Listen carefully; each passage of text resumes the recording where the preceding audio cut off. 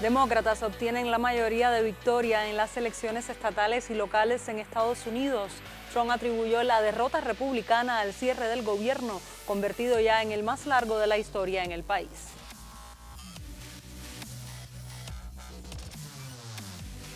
Venezuela y la ONU le exigen a Estados Unidos detener de inmediato los ataques en el Caribe. Las acciones militares estadounidenses en la región han causado más de 60 muertos.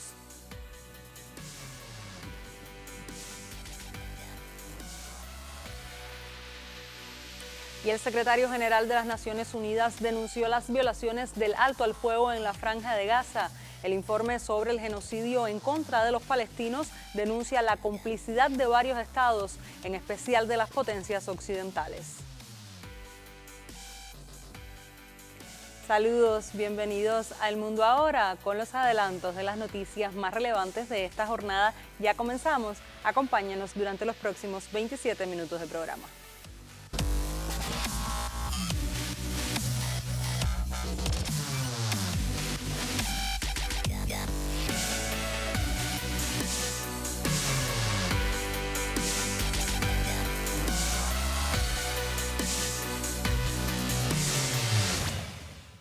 Iniciamos nuestro recorrido por las noticias de mayor impacto en el mundo. Estados Unidos celebró elecciones locales y estatales en 6 de sus estados, que puso a prueba el clima político en la nación norteña en el contexto del segundo mandato de Donald Trump y el cierre del gobierno.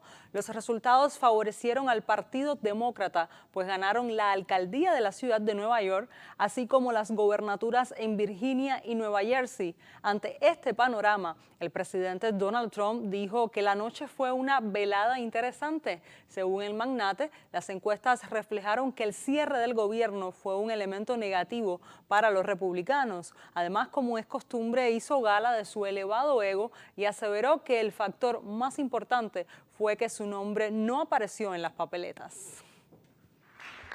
Last night it was, not expected to be a victory. It was very Democrat areas, but I don't think it was good for Republicans. I don't think it was good. I'm not sure it was good for anybody. But we had an interesting evening, and we learned a lot. And I think if you read the pollsters, the shutdown was a big factor, negative for the Republicans. And that was a big factor. And they say that I wasn't on the ballot was the biggest factor. But I don't know about that, but I was honored that they said that. So as you know, we are in the midst of a disastrous Democrat-created government shutdown, and it is Democrat-created, but I don't think they're getting really the blame that they should. That's now officially the longest shutdown in American history. These are not going to be productive people. These are going to be anti-productive people. And we can all have big hearts. I have a bigger heart than anybody, but we can't let that happen. It's time for Republicans to do what they have to do, and that's terminate the filibuster. It's the only way you can do it. And if you don't terminate the filibuster, you'll be in bad shape. We won't pass any legislation. We have to get the country going.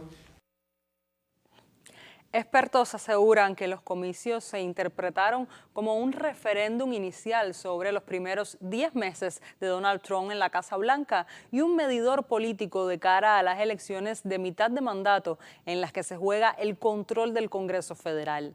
Veamos algunas declaraciones de los candidatos electos por el Partido Azul. Here in New Jersey, we know that this nation has not ever been nor will it ever be ruled by kings. Take oaths to a constitution, not a king. We've chosen liberty, the very foundation of democracy, and we've chosen prosperity necessary to create opportunity for all. The future is now. Roll up your sleeves, let your passion flow. The country we carry in our hearts is waiting. Thank you, New Jersey. Tonight, we sent a message to our neighbors and our fellow Americans across the country. We sent a message to the whole world. Leadership that will focus on problem solving, not stoking division. We chose leadership that will always put Virginia first. And Virginia, I cannot wait to get to work for you. In this idea that there is so much more that unites us as Virginians and as Americans than divides us. And I know in my heart that we can unite for Virginia's future, and we can set an example for the rest of the nation. De cara a las elecciones de 2026, tanto los demócratas como los republicanos asumen como estrategia la manipulación de mapas electorales en estados como Texas, Carolina del Norte y Missouri para ganar escaños en la Cámara de Representantes. Una iniciativa para contrarrestar los cambios en los estados republicanos, denominada Proposición 50, fue impulsada por el gobernador demócrata de California, Gavin Newsom, y aprobada con el 64% de las papeletas. Let me underscore, it's been a good evening for everybody, not just the Democratic Party, but what a night for the Democratic Party. A party that is in its ascendancy, a party that's on its toes, no longer on its heels, from coast to coast, sea to shining sea. But it was not just a victory tonight for the Democratic Party, it was a victory for the United States of America, for the people of this country and the principles that our founding fathers lived and died for. And so we're proud. We're proud here in California to be part of this narrative this evening. We're proud of the work that the people of the state of California did tonight to send a powerful message to an historic president. Donald Trump is an historic president. He is the most historically unpopular president in modern history. Una de las victorias más publicitadas fue la de Zohran Mamdani, quien ganó la alcaldía de la ciudad de Nueva York, a pesar de las amenazas de Trump de recortar la contribución federal en caso de ganar el demócrata. De origen ugandés, Mamdani se convierte en una pieza incómoda para la política del actual inquilino de la Casa Blanca debido a su identificación con principios socialistas. Escuchamos un fragmento de su discurso luego de la victoria. So Donald Trump, since I know you're watching, I have 4 words for you. Turn the volume up. In this moment of political darkness, New York will be the light. Here, we believe in standing up for those we love. Whether you are an immigrant, a member of the trans community, one of the many black women that Donald Trump has fired from a federal job. No more will New York be a city where you can traffic in Islamophobia and win an election. New York will remain a city of immigrants, a city built by immigrants, powered by immigrants, and as of tonight, led by an immigrant. So hear me, President Trump, when I say this. To get to any of us, you will have to get through all of us. Por su parte, los políticos del bando rojo intentan mostrar una imagen de control sobre la situación política tras los comicios. En ese sentido, el presidente de la Cámara de Representantes, Mike Johnson, se refirió a la jornada electoral como un día en el que los estados y ciudades demócratas votaron por candidatos de esa agrupación. Todos los vimos venir y nadie debería leer mucho más allá de estas elecciones, concluyó. A su vez, el vicepresidente J.D. Vance, desde sus redes sociales, aseguró que es una idiotez sobre reaccionar a un par de elecciones en estados demócratas. Sin embargo, en una rueda de prensa desde el Capitolio, Johnson se ha mostrado algo más preocupado y calificó la victoria de Mamdani como el mayor triunfo del socialismo en la historia de Estados Unidos.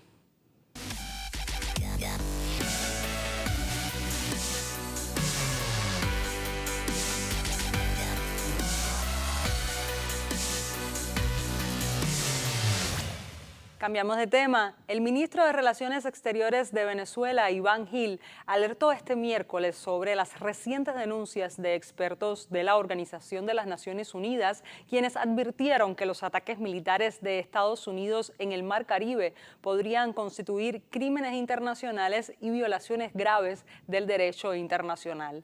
A través de un mensaje difundido en Telegram, el canciller subrayó que los especialistas de la ONU señalaron que los bombardeos son ilegales y atentan contra las normas básicas de los derechos humanos y las leyes marítimas internacionales.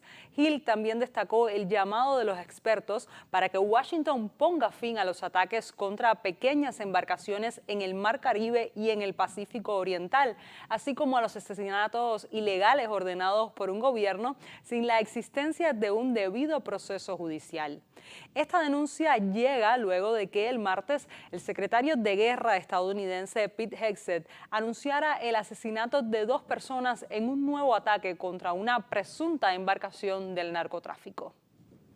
Pete Hegseth escribió en la red social X que los servicios de inteligencia confirmaron que el barco estaba involucrado en el tráfico ilícito de narcóticos, transitaba por una ruta conocida por el narcotráfico y transportaba drogas. El ataque se llevó a cabo en aguas internacionales en el Pacífico Oriental. Añadió que encontrarán y eliminarán cada embarcación con la intención de traficar drogas a Estados Unidos para envenenar a los estadounidenses y aseguró que proteger a la patria es su máxima prioridad.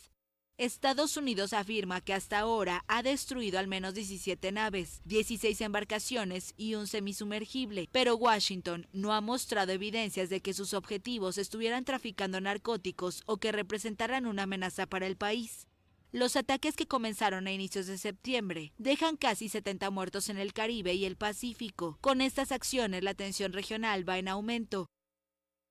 De acuerdo con datos citados por la ONU, desde el 2 de septiembre se han registrado al menos 15 operaciones militares de Estados Unidos en la región, con un saldo de 64 personas fallecidas y solo 3 sobrevivientes. Los expertos subrayaron que estos ataques no se perpetraron en el marco de la legítima defensa nacional, un conflicto armado internacional o no internacional, ni contra personas que representaran una amenaza inminente para la vida, lo que viola el derecho internacional fundamental de los derechos humanos que prohíbe la privación arbitraria de la vida.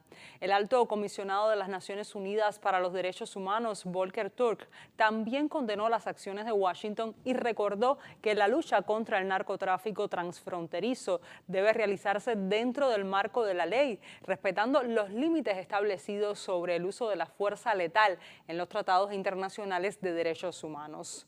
El presidente brasileño Luis Inácio Lula da Silva también se pronunció sobre una eventual incursión por tierra de Estados Unidos en Venezuela y reiteró su disposición a mediar entre ambos países. Igualmente, el Papa León XIV rechazó el despliegue militar en el Mar Caribe y abogó por el diálogo de paz entre ambos países. Eu não quero que a gente chegue a uma invasão terrestre. No quiero que lleguemos a una invasión terrestre. Le dije al presidente Trump, y lo repito, un problema político no se resuelve con armas, se resuelve con diálogo. Si está faltando diálogo, me puse a disposición en lo que entiendan que Brasil puede ayudar. Tenemos todo el interés en ayudar. No deseamos, no queremos conflicto en América del Sur. Nós não desejamos, nós não queremos conflito na América do Sul. Un país tiene derecho a tener obviamente a los militares para defenderse para la paz. Construir paz. Entonces, en este caso, se ve un poco diferente, aumentando la tensión. Apenas hace 5 minutos he leído una noticia que están diciendo que cada vez están más cerca de las costas de Venezuela. Creo que con la violencia no ganamos. Lo importante es buscar el diálogo. Buscar un modo justo de encontrar soluciones a los problemas que pueden existir en algún país. El presidente venezolano Nicolás Maduro agradeció a ambos jefes de Estado por abogar por la paz de la región. Desde agosto, Estados Unidos ha desplegado 3 buques de guerra y unos 4.000 soldados frente a las costas de Venezuela, bajo el argumento de combatir el tráfico de drogas. Sin embargo, el gobierno venezolano y la comunidad internacional considera estas maniobras como una provocación militar que pone en riesgo la estabilidad regional. La escalada ocurre en en medio de un nuevo capítulo de tensión entre Caracas y Washington, después de que la fiscal general estadounidense Pamela Bondi ofreciera una recompensa de $50 millones por información que conduzca a la captura del presidente Nicolás Maduro. El mandatario venezolano volvió a ironizar sobre este tema. Maduro estimó ser más famoso que los artistas Taylor Swift o Bad Bunny por la cobertura mediática que recibe en Estados Unidos ante el despliegue militar en el Caribe que busca un cambio de gobierno en el país. Soy más famoso que Taylor Swift en Estados Unidos ahorita. Resulta que este muchacho le crea tanta rocha al imperio norteamericano. Yo me asombro de ver mi foto, yo todavía me asombro, de ver mi foto y mi imagen en Fox News, CNN, y digo, coño, ¿hasta dónde llegaste, Nico? ¿Ah? ¿Qué temen de mí? Si no soy yo, es un pueblo de pie, en batalla, bolivariano, chavista, dueño de su destino, que no será humillado jamás, que no será rendido jamás y que logrará vencer al imperialismo en cualquiera de las amenazas que intente contra nuestra patria amada. El presidente de Estados Unidos, Donald Trump, afirmó este miércoles que los bombardeos no se limitan solo a Venezuela, al señalar que hay otros países involucrados. En el American Business Forum en Miami, Trump no aclaró a qué otros países se refería y continuó su defensa a los ataques extrajudiciales al asegurar que por cada embarcación bombardeada se salvan 25.000 estadounidenses. Sus declaraciones ocurren mientras su gobierno analiza bombardear objetivos militares dentro de Venezuela, según reportaron la semana pasada medios como The Wall Street Journal, The New York Times y The Miami Herald, mientras que NBC informó que la administración republicana estudia ataques militares contra carteles en territorio mexicano. En el 5º Congreso del gobernante del Partido Socialista Unido de Venezuela, celebrado en el estado Miranda, el ministro del Interior, Justicia y Paz de Venezuela, Diosdado Cabello, manifestó qué pasaría si las amenazas de la nación norteamericana se convierten en ataques reales contra la nación caribeña. El comandante Chávez fue un maestro y el presidente Nicolás Maduro constantemente, sin ningún tipo de, ¿cómo se llama?, de engaños, nos ha venido hablando claro. Nos ha venido hablando claro. ¿Y por qué ustedes creen que le ponen al presidente una recompensa de la locura esa que hacen ellos? ¿Por qué ustedes creen? Porque Nicolás Maduro se pone al frente. Y ellos saben, y el pueblo sabe, y la juventud debe saberla, que aquí los primeros que estaremos en la línea de batalla seremos nosotros. Nosotros no estamos formando al pueblo para que, y nosotros nos vamos a meter en una cueva, no, nosotros vamos a salir a combatir junto al pueblo. Tengan la seguridad que eso va a ser así. Tengan la seguridad que va a ser así, con la fuerza que nos queden. Por eso yo decía que las edades aquí, no se llama como que desaparecen. La portavoz de la Casa Blanca, Caroline Leavitt, confirmó que el secretario de Estado, Marco Rubio, se presentará ante el llamado Grupo de los 12, que reúne a los líderes de la mayoría republicana y la minoría demócrata de ambas cámaras para informar en una sesión a puerta cerrada sobre los recientes operativos militares estadounidenses que han tenido como objetivo embarcaciones de narcotráfico en el Caribe, supuestamente cerca de Venezuela, y en el Pacífico, en las proximidades de Colombia. El Ejecutivo le ha informado al Congreso sobre estos asuntos en 8 ocasiones. Los demócratas han estado presentes. El secretario Rubio estará mañana en el Capitolio para informar al Grupo de 12, integrado también por demócratas. Los senadores tienen que entender cuáles son estas operaciones contra narcotraficantes. Con mucho gusto vamos a hablarles, lo seguiremos haciendo, pero hemos sido increíblemente transparentes. Ha habido 8 partes sobre esta materia. En un giro de guión ante la tensa situación regional provocada por los Estados Unidos, la Cancillería de República Dominicana ha anunciado el aplazamiento de la Cumbre de las Américas para 2026. El país anfitrión de la reunión, que estaba prevista para inicios de diciembre y que decidió excluir a Cuba, Nicaragua y Venezuela, afirmó que las profundas divergencias existentes actualmente dificultan un diálogo productivo en las Américas. El secretario de Estado de Estados Unidos, Marco Rubio, apoyó plenamente el aplazamiento, lo que indica, según los análisis de expertos, que pueda haber habido presiones de Washington para dar tiempo a que tengan lugar elecciones clave en la región, como en Chile, que tiene la segunda vuelta en diciembre, o en Colombia, que discute las presidenciales en mayo de 2026. El presidente de Colombia, Gustavo Petro, que semanas atrás había anunciado que no asistiría, calificó de fracaso la Cumbre de las Américas, atribuyéndole al odio ideológico de Estados Unidos.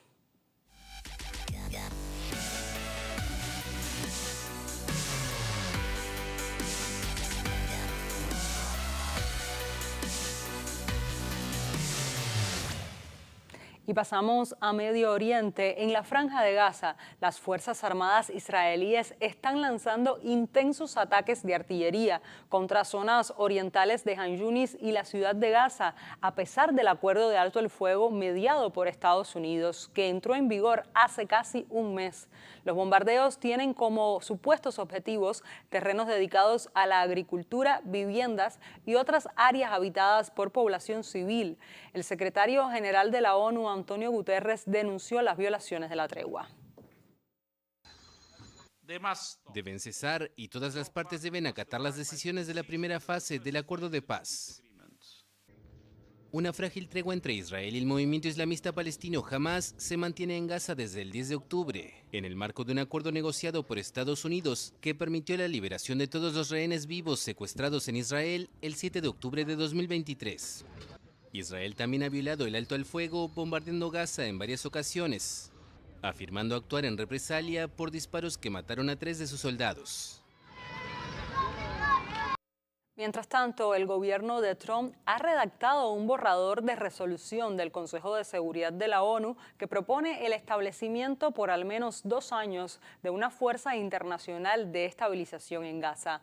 Entre las tareas de esta fuerza se encuentran la seguridad de las fronteras, la protección de los civiles y los corredores humanitarios, así como el entrenamiento de una nueva policía palestina, pero sobre todo la garantía de la desmilitarización de la Franja de Gaza en caso de que Hamas no proceda de forma espontánea.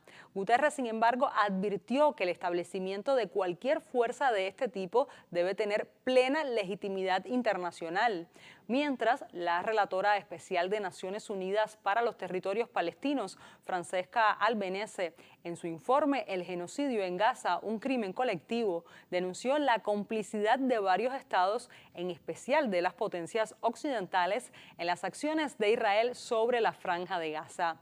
En esta entrevista para France 24, Albanese profundizó en las conclusiones del documento y advirtió sobre la responsabilidad internacional. En primer lugar, quiero decir que es claro que un genocidio como el que está ocurriendo, que Israel está perpetrando, que sigue perpetrando en contra del pueblo en Gaza, no sería posible sin las armas, sin la capacidad económica que se le da por parte de los acuerdos comerciales, que se mantienen con la cobertura discursiva.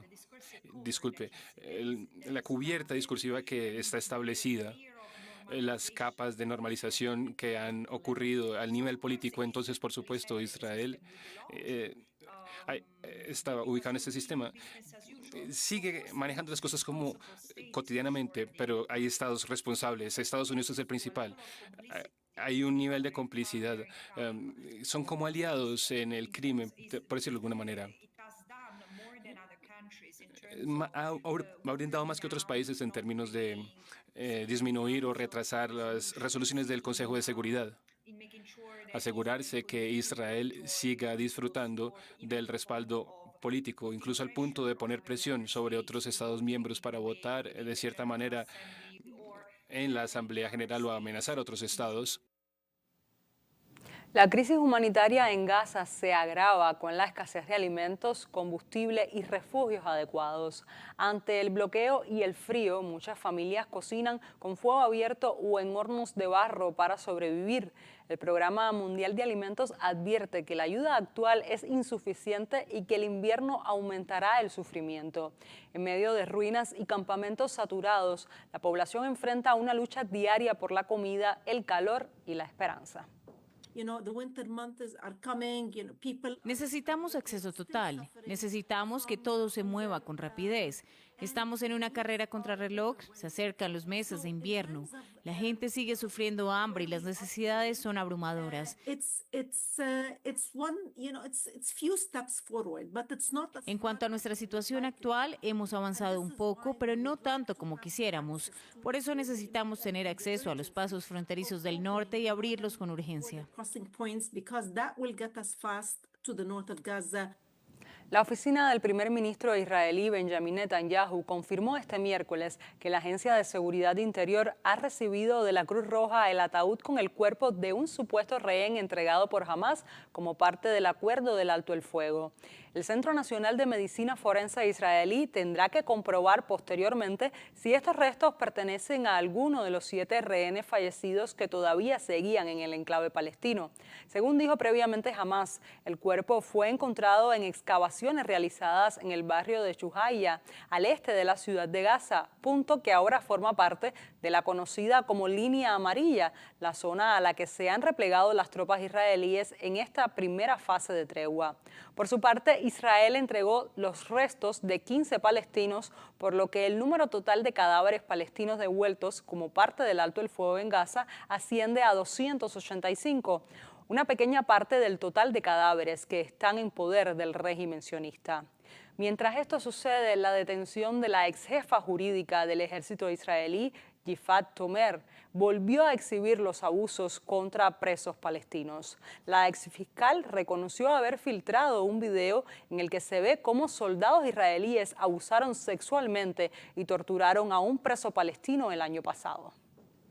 Tomer Yerushalmi, ex fiscal militar de Israel, dimitió el 31 de octubre tras admitir su responsabilidad por la filtración de un video el año pasado en el que aparecen soldados israelíes agrediendo a un detenido palestino en el complejo penitenciario de Side Taiman. Las imágenes muestran a soldados apartando a un detenido, rodeándolo para luego abusar física y sexualmente de él. Se emitió en el noticiario N12 de Israel, lo que condujo a la imputación penal de 5 soldados. La filtración provocó gran revuelo entre grupos de extrema derecha y desencadenó protestas en los cuarteles en defensa de los soldados.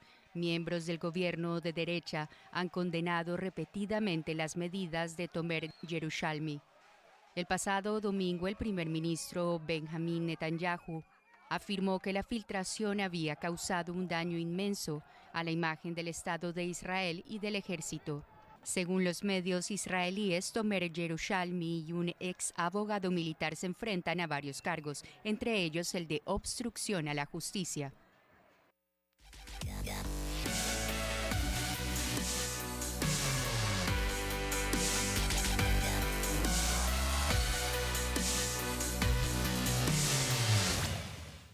Con el repaso de las noticias más relevantes del panorama internacional en las últimas horas, ponemos punto final a esta emisión del programa. Manténgase informado en el canal cubano de noticias.